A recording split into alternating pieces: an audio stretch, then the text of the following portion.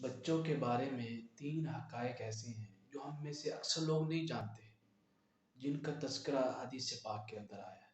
یعنی وہ بچے جو فوت ہو جاتے ہیں، اللہ تعالیٰ ہر ایک کی آل اولاد کی خیر فرمائے، ان کی عمر میں خیر و برکتیں عطا فرمائے، نیک صالح رکھے، صحت و تندرستی والی زندگی عطا فرمائے۔ یہ 3 حقائق کیا ہیں؟ حدیث پاک ہے، امام حاکم جو ہے المستدرک کے اندر حضرت ابو ہریرہ رضی اللہ تعالی عنہ سے روایت ہے۔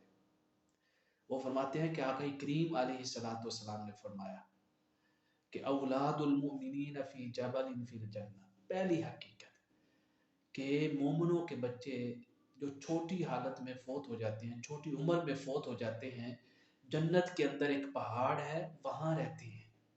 دوسری حقیقت بڑی پیاری ہے، فرمایا یکفلہم ابراہیم و سارہ، اور جانتے ہو جنت میں کس کے ساتھ رہتے ہیں؟ حضرت ابراہیم اور حضرت سارہ علیہ السلام کے ساتھ جنت میں رہتے ہیں۔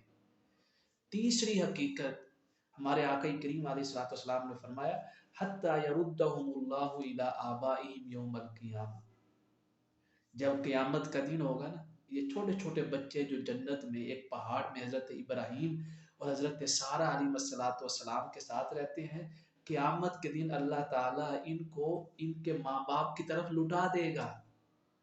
یہ جو پہاڑ ہے نا جنت میں، یہ خواب کے اندر میرے مصطفیٰ کریم علیہ السلام کو دکھایا گیا، جیسے صحیح بخاری شریف اور دیگر کتب حدیث میں آیا۔